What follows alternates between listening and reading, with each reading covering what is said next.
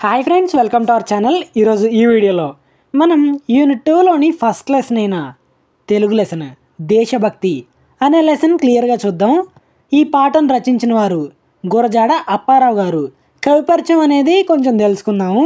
మొత్తం వినండి. మొత్తం వింటే మీకు ఎగ్జామ్లో ఎంతో కొంత రాయడానికి అయితే సహాయపడుతుంది. గురజాడ అప్పారావు గారు 1862 సెప్టెంబర్ 21న విజయనగరంలో జన్మించాడు. వారి తండ్రి వెంకటరామదాసు, తల్లి కౌసల్యమ్మ. గురజాడ చిన్నతనం నుంచే ఉన్నతమైన విద్యాభ్యాసం చేసి బిఏ పట్టా అందుకున్నారు. ఆ తర్వాత విజయనగరం మహారాజా కళాశాలలో అధ్యాపకునిగా పనిచేశాడు. అక్కడే ఆయన మహారాజు ఆనంద గజపతిరాజుకు మంచి సన్నిహితులయ్యారు. ఆయన కేవలం ఒక రచయిత మాత్రమే కాదు, ఆయన ఒక గొప్ప సంఘ సంస్కర్త కూడా. సమాజంలో ఉన్న మూఢాచారాలు, కట్నం వంటి దురాచారాలను తీవ్రంగా వ్యతిరేకించారు. తన రచనల ద్వారా వీటిపై పోరాటం సాగించారు. 19వ శతాబ్దంలోనూ 20వ శతాబ్దపు మొదటి దశకంలోనూ అతను చేసిన రచనలు ఈనాటి ప్రజలను ఆకర్షిస్తాయి. అతను ప్రజలందరికీ అర్థమయ్యే వాడుక భాషలో రచనలు చేశారు. తన చివరి శ్వాస వరకు తెలుగు సాహిత్యానికి, సమాజానికి ఆయన ఎనలేని సేవలు అందించారు. వీరి రచనల్లో ప్రాముఖ్యమైనది కన్యాశుల్కం. కన్యాశుల్కం అనే రచన ఇది మనకు డిగ్రీ 6th సెమిస్టర్లో ఒక లెసన్గా కూడా ఉంది. నాటకం అనే లెసన్లో ఉంటుంది. దాని లింక్ అనేది కింద ప్రొవైడ్ చేస్తాను, చూడడానికైతే ప్రయత్నించండి. ఇది ఆయన యొక్క అత్యంత ప్రసిద్ధి రచన మరియు తెలుగు సాహిత్యంలో మొదటి సాంఘిక నాటకం. ఈ నాటకం 1890ల ప్రాంతంలో పూర్తి వాడుక భాషలో రచించాడు. ఆ రోజుల్లో ఉన్న కన్యాశుల్కం, వేశ్యావృత్తి వంటి దురాచారాలపై విమర్శ ఈ నాటకానికి కథావస్తువు. 1892లో నాటకం తొలి ప్రదర్శన జరిగింది. 1897లో కన్యాశుల్కం తొలి కూర్పును అంటే పార్ట్ 1 మహారాజా ఆనంద గజపతికి అంకితమిచ్చాడు. మనకి దొరుకుతున్న కన్యాశుల్కం రెండవ కూర్పు 1909లో రచించాడు. ఈ నాటకం బాల్య వివాహాలు, వధువును అమ్ముకోవడం వంటి దురాచారాలను వ్యంగ్యంగా పదునైన హాస్యంతో విమర్శించాడు. రెండవ రచన ముత్యాల సరాలు. ఇది గురజాడ ప్రవేశపెట్టిన ఒక కొత్త ఛందస్సు. ఈ ఛందస్సులో రాసిన పద్యాలు పాటల మాదిరిగా ఉంటాయి. దేశభక్తి వంటి గేయాలు, కవిత్వ వంటి కవితలు ఈ ప్రక్రియలో రాసినవే. ఇంకొన్ని రచనలు చూద్దాం. కొండవీటి చాంతాడు, మీ పేరేమిటి వంటి హాస్య నాటికలు, కొన్ని ఆంగ్ల రచనలు కూడా ఉన్నాయి. ఆధునిక కవి బ్రహ్మ అనే బిరుదును పొందుకున్నారు. ఆయన ఆధునిక తెలుగు సాహిత్యానికి ఒక కొత్త రూపాన్ని ఇచ్చినందువల్ల ఈ బిరుదు వచ్చింది. తెలుగు సాహిత్య చరిత్రలో నన్నయ్యను కవి బ్రహ్మగా పిలిచినట్లు ఆధునిక యుగంలో గురజాడను ఈ బిరుదులతో గౌరవించారు. ఆయన రచనల గొప్పతనం వచ్చేసి వ్యవహారిక భాషా వాడకం. అంటే ఆ కాలంలో పండితులు ఎక్కువగా గ్రాంధిక భాషను ఉపయోగిస్తుండగా గురజాడ సామాన్య ప్రజలు మాట్లాడుకునే భాష, వ్యవహారిక భాషను తన రచనల్లో వాడారు. దీనివల్ల ఆయన రచనలు అందరికీ సులభంగా అర్థమయ్యేవిగా మారేవి. ఇది తెలుగు సాహిత్యంలో ఒక గొప్ప విప్లవం. రెండవది సంఘ సంస్కరణ. ఆయన రచనలు కేవలం వినోదం మాత్రమే కాదు, సమాజంలో ఉన్న బాల్య వివాహాలు, కట్నం, అంటరానితనం వంటి సమస్యలపై తన నాటకాలు, కవిత్వాల ద్వారా ఎత్తిచూపి వాటిపై ప్రజల్లో అవగాహన కల్పించారు. మూడవది పాత్రల సజీవత. ఆయన రచించే ఏ రచనలో అయినా పాత్రలు చాలా సహజంగా ఉంటాయి. గిరీశం, మధురవాణి వంటి పాత్రలు ఇప్పటికీ తెలుగు ప్రేక్షకులకు గుర్తుండిపోతాయి. వారి సంభాషణలు, ప్రవర్తన చాలా వాస్తవికంగా ఉంటుంది. నాలుగవది కొత్త ఛందస్సు. ముత్యాల సరాలు వంటి కొత్త ఛందస్సులను ప్రవేశపెట్టి పద్యాలు పాటల రూపంలో సులువుగా పాడేందుకు వీలుగా చేశారు. ఇది కవిత్వానికి స్వేచ్ఛను ఇచ్చింది. ఇక్కడి వరకు కవి పరిచయం అనేది సరిపోతుంది. ఈ పాఠం యొక్క సందర్భం అనేది చూద్దాము.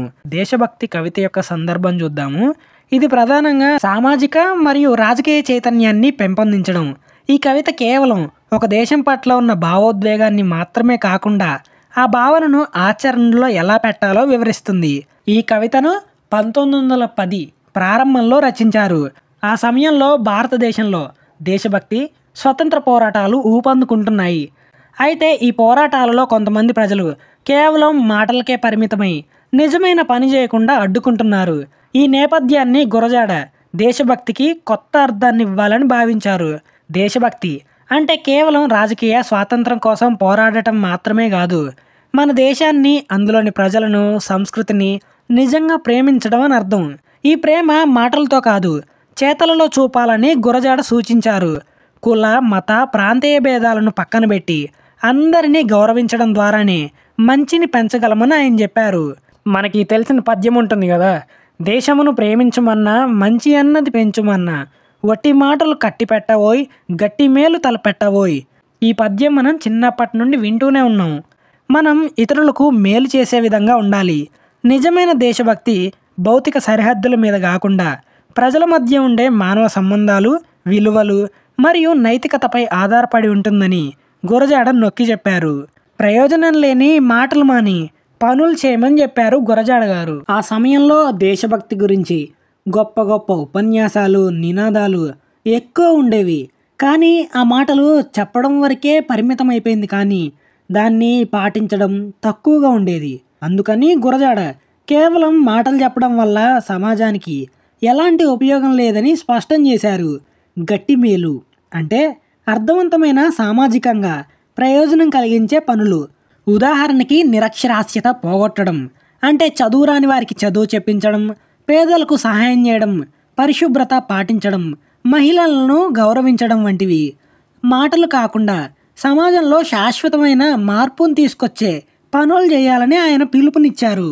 ఒక దేశం యొక్క సంపద దాన్ని వ్యవసాయ సంపద అని గురజాడ గుర్తించారు. అంటే ఆహారం ఉంటేనే ప్రజలు ఆరోగ్యంగా బలంగా ఉంటారని, అలాంటి బలమైన ప్రజలే దేశానికి నిజమైన సంపద అని అన్నారు. దేశం సస్యశ్యామలంగా సుభిక్షంగా ఉంటేనే ప్రజలు ఆకలి, పేదరికం నుండి బయటపడగలరు. ఈ శ్రేయస్సు ఊరికే రాదు. దానికోసం ప్రజలు కృషి చేయాలని గురజాడ ప్రోత్సహించారు. సోమరితనాన్ని వదిలి వ్యవసాయం, పరిశ్రమలు మరియు ఇతర వృత్తులలో కష్టపడి పని చేయాలని ఆయన సూచించారు. ప్రజలందరికీ సరైన పోషకాహారం లభిస్తేనే శారీరకంగా బలపడగలరు. ఆకలితో ఉన్న శరీరం ఏ పని చేయలేదు, ఆలోచించలేదు. అందుకే దేశ ప్రజల ఆకలిని తీర్చడం ఒక దేశానికి చాలా ముఖ్యమైన అంశం. కేవలం శారీరకంగా బలంగా ఉన్నవాడే కాదు, ఆ బలంతో సమాజానికి, దేశానికి సేవ చేయగలవాడే నిజమైన మనిషి. ఈ విధంగా ఆయన శారీరక బలంతో పాటు మానసిక బలాన్ని, దేశానికి సేవ చేయాలని దృఢ సంకల్పాన్ని కూడా సూచించారు. ప్రజలు చురుగ్గా వ్యవహరించి అన్ని రకాల కళలు అంటే నైపుణ్యాలు, వృత్తులు నేర్చుకోవాలని చెప్పారు. అలా నేర్చుకున్న నైపుణ్యాలతో దేశీ సరుకులు అంటే మన దగ్గర ఉత్పత్తి చేసిన వస్తువులు దేశానికి ఆర్థికంగా బలోపేతం చేయాలని ఆయన సూచించారు. ఈ పని చేయడం ద్వారా స్వయం సమృద్ధి మరియు స్వదేశీ ఉద్యమానికి మద్దతుగా ఉంటాయి. మన దేశంలో తయారు చేసిన వస్తువులను ప్రపంచంలో అన్ని దేశాలకు వ్యాప్తి చేసి వాటిని అమ్మి ఆర్థికంగా అభివృద్ధి చెందాలి. అంటే మనమే విదేశీ వస్తువులు కొనడం కాదు, మనం ఆ విదేశీ వస్తువులు ఆపి మన దగ్గర తయారు చేసిన వస్తువులను విదేశాలకు అమ్మి వాటి ద్వారా ఆర్థిక లాభం పొందాలి అని చెప్తున్నాడు. అంతేకాకుండా కష్టపడకుండా డబ్బు సంపాదించాలి అని చూసేవారికి పేరు, ప్రఖ్యాతలు, సంపద లభించదని స్పష్టం చేశారు. ఈ మాటలు శ్రమ విలువను, కష్టపడితేనే విజయం లభిస్తుంది అనే సత్యాన్ని బోధిస్తాయి. గురజాడ గారు గతం యొక్క గొప్పతనాన్ని అతిగా కీర్తించవద్దని, అది కేవలం కొన్ని మంచి విషయాలను మాత్రమే కలిగి ఉందని చెప్పారు. ఈ గేయం, దేశభక్తి అనే గేయం, ప్రజలను ప్రస్తుత పరిస్థితుల నుండి విముక్తి పొంది భవిష్యత్తు కోసం కష్టపడమని ప్రేరేపిస్తుంది. పద్యంలో ఒక లైన్ ఉంటుంది, మందగించక ముందడుగి అనే పంక్తి మందగించడం అంటే బద్ధకంగా ఉండకుండా నిరంతర కృషి చేయాలని నొక్కి చెప్తుంది. ఒక్కసారి వెనుకబడిన జాతి ఇతర దేశాలతో పోటీ పడలేదు అని హెచ్చరించారు. అదేంటంటే వెనకబడితే వెనకనే ఉండిపోతావని చెప్పారు. భవిష్యత్తుపై దృష్టి సారించాల్సిన అవసరం చాలా ఉంది. గతాన్ని చూస్తూ సమయం వృధా చేయకుండా సమయాన్ని సద్వినియోగం చేసుకోవాలని చెప్పారు. మనం ఇతరులతో పోటీ పడాల్సింది, ఈర్ష్య చూపించాల్సింది డబ్బు గురించి కాదు, విద్య, విజ్ఞానం వంటి మంచి విషయాల్లోనే. ఒకరు కష్టపడి గొప్పగా చదువుకుంటే మనం కూడా అంతకన్నా గొప్పగా చదువుకోవాలని కోరుకోవాలి. ఒకరు కొత్తగా పరిశోధన చేస్తే మనం కూడా అలాంటి పరిశోధనలు చేయాలని పట్టుదలతో ఉండాలి. వ్యాపారంలో సామర్థ్యంలో పోటీ ఉండాలి, కానీ మిగతా వాటి మీద కాదు. ఒక వ్యాపారి లాభం పొందితే మనం కూడా మంచి పద్ధతులలో లాభాలు సంపాదించాలని ప్రయత్నించాలి. ఇది ఆర్థిక వ్యవస్థ పురోగతికి దారితీస్తుంది. ఏమాత్రం ప్రయోజనం లేని అనవసరమైన గొడవలు, కుల, మత, ప్రాంతీయ విభేదాల వల్ల వచ్చే శత్రుత్వాలను వదిలేయమని గురజాడ గారు కోరారు. సమాజంలోని ద్వేషం, కలహాలు దేశ అభివృద్ధికి పెద్ద అడ్డంకులు. వాటిని పూర్తిగా తొలగించాలని చెప్పారు.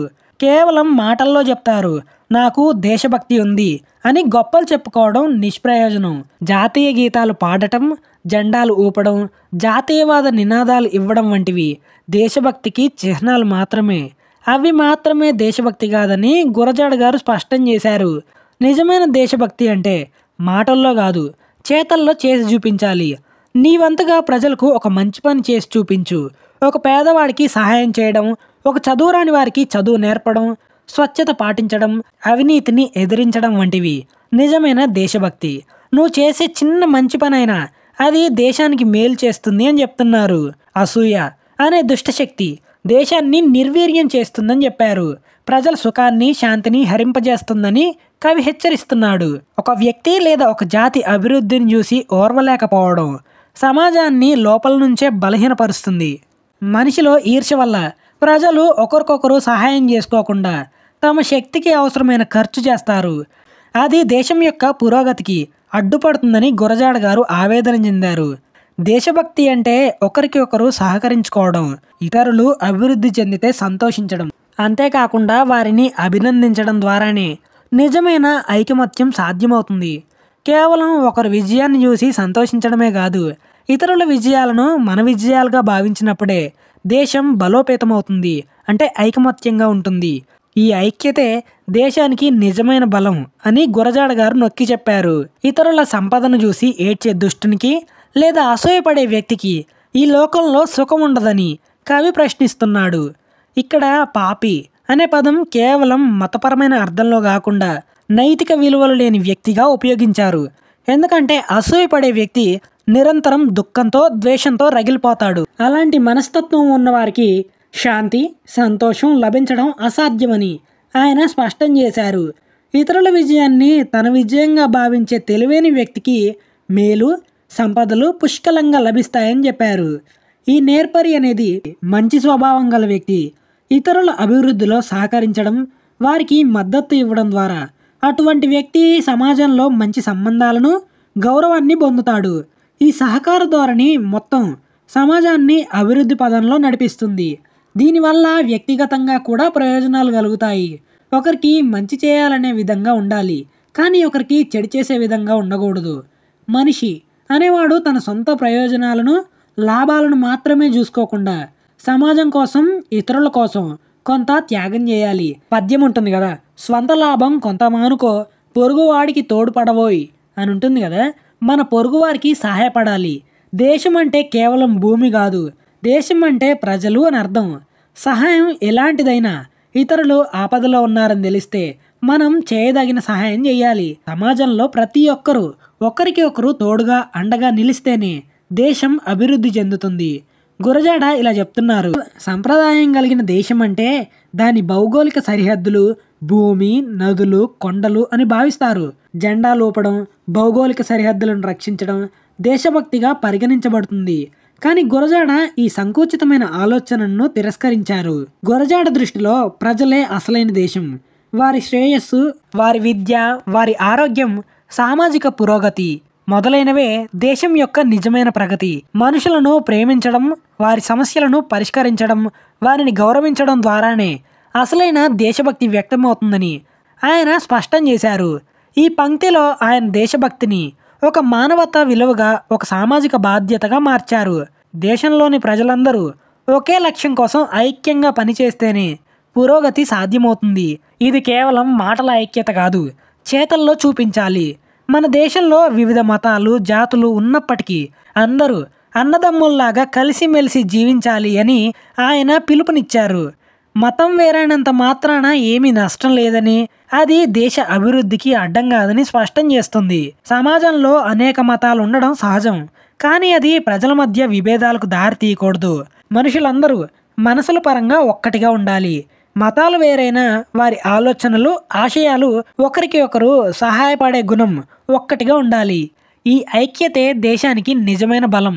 ఇది మనుషులందరినీ సమానంగా చూసే మానవతావాదాన్ని సూచిస్తుంది.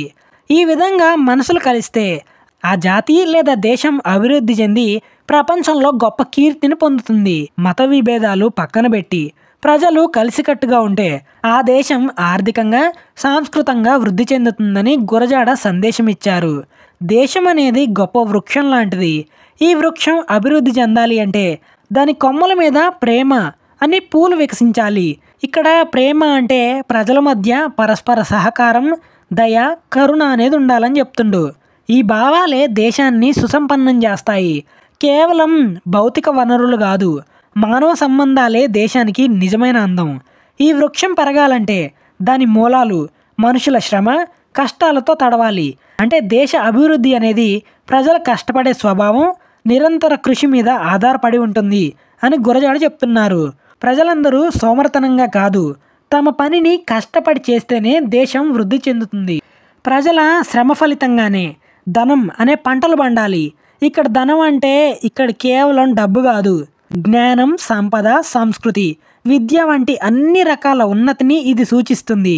ప్రజల శ్రమ దేశానికి ఆర్థిక, సామాజిక శ్రేయస్సును అందిస్తుందని చెప్తున్నారు. మతభేదాలు లేకుండా ప్రజలు ప్రేమతో కష్టపడి పనిచేస్తే ఒక దేశం నిజంగా అభివృద్ధి చెందుతుందని తెలియజేశారు. ఇది అయిపోయిన తర్వాత గురజాడ గారు కవిని ఒక కోకిలతో పోల్చారు. ఎందుకంటే కోకిల సాధారణంగా చెట్ల ఆకుల చాటును దాగి ఉండి తన మధురమైన గొంతుతో పాట పాడుతుంది. దాని పాట అందరికీ వినబడుతుంది, కానీ అది ఎక్కడి నుంచి పాడుతుందో వెంటనే తెలియదు. ఈ ఉపమానాన్ని కవికి అన్వయించి గురజాడ ఇలా అన్నారు. కవి తన కీర్తి అంటే పేరు ప్రఖ్యాతులు ఆశించకుండా అనుకోగా ఉండాలి. తన రచనల గొప్పతనం అతని వ్యక్తిగత పేరు కంటే గొప్పది కావాలి. కవిత్వం ముందు కవి నిరాడంబరంగా ఉండాలి, అంటే తగ్గుండాలి. కవిత్వమే కోయిలలా మారి ప్రజలకు ఆహ్లాదాన్ని, స్ఫూర్తిని అందించాలి అని చెప్తున్నాడు. కవిత్వం ఒక సందేశాన్ని, ఒక కొత్త ఆలోచనను ప్రజలకు చేరవేసే సాధనం కావాలి. గురజాడ చెప్పాలనుకున్నది ఏంటంటే ఒక కవి తన కవిత్వం ద్వారా సమాజంలో మార్పు తీసుకురావడానికి కృషి చేయాలి. కానీ ఆ కృషికి అతడు వ్యక్తిగతంగా గుర్తింపు కోరకూడదు. అంటే ఆ కవిత్వం రాసింది నేనే, గొప్పలు చెప్పుకోవాలి అని కోరుకోకూడదు. కవిత్వం నిశ్శబ్దంగా, శక్తివంతంగా పనిచేయాలి అని ఆకాంక్షించారు. అంటే రచించిన రచయిత ఎవరో తెలియకపోయినా దాన్ని అనుసరించే విధంగా ఉండాలి అని ఆయన కోరుకున్నారనమాట. కవి పలికిన మాటలు లేదా రాసిన పద్యాలను, పాటలను ప్రజలు వినాలి. ఆ మాటల ద్వారా ప్రజలలో అభిమానం అంటే గౌరవం మరియు ప్రేమ అనే భావాలు మొలకెత్తాలి. ఇది కేవలం దేశభక్తి మాత్రమే కాదు, ప్రజల మధ్య ఐక్యత, సోదరభావం, సంస్కరణం పట్ల అభిమానం పెరగాలి. ఈ భావాలు ఒక విత్తనంలా ప్రజల మనసులో నాటుకొని మొలకెత్తి పెద్ద వృక్షాలుగా ఎదగాలి. అంటే కవిత్వం తక్షణ ప్రభావమే చూపడం కాకుండా దీర్ఘకాలికంగా ప్రజల ఆలోచనల్లో, ప్రవర్తనలో మార్పు తీసుకొని రావాలి అని చెప్పారు. గురజాడ గారు ఇలా చెప్పారు. ఒక కవి బాధ్యత కేవలం అందమైన పదాలను కూర్చడమే కాదని తన రచనల ద్వారా దేశంలో సానుకూలమైన, నిర్మాణాత్మకమైన మార్పు తీసుకురావాలని ఆశిస్తున్నారని మనకు అర్థమవుతుంది. ఇది కవిత్వానికి ఒక గొప్ప సామాజిక ప్రయోజనం ఉండాలని చెప్పే మాటలు. ఈ పద్యంలో కవి తన రచనల ద్వారా ప్రజల మనసుల్లో జాతీయ భావాలను, మానవతా విలువలను మరియు దేశం పట్ల గౌరవాన్ని పెంపొందించాలని ఆకాంక్షిస్తుంది. ఇదండి దేశభక్తి అనే లెసన్. ఈ లెసన్ నుండి ఏ క్వశ్చన్ వచ్చినా ముందుగా కవి పరిచయం రాసి వారి రచనలు, బిరుదులు రాసిన తర్వాత గురజాడ గారు దేశం అంటే మట్టి కాదోయ్ మనుషులోయ్ ఈ పద్యం కూడా రాసి మీకు తెలిసిన పద్యాలు రాసి ఈ సారాంశాన్ని రాస్తే నీట్ ప్రజెంటేషన్ ఇస్తే మీకైతే మంచి మార్కులు వస్తాయి. సో చివరిగా ఇదండి వీడియో అనేది.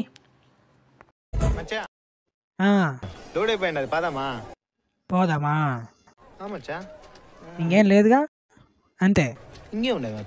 పోదాం, ఇంకేం లే, లెసన్ అయిపోయింది, పోయేదంతే. పోదాం. షేర్ చేసి సబ్స్క్రైబ్ చేస్తే నీ సొమ్మ ఏమన్నా పోద్దా? నేను హ్యాపీ అయితే కదరా. నేను నాకు ఐడియా రాలేదు మచ్చా. రాదురా నీకు, నన్ను హ్యాపీ చేసేదానికే ఐడియా రాదు.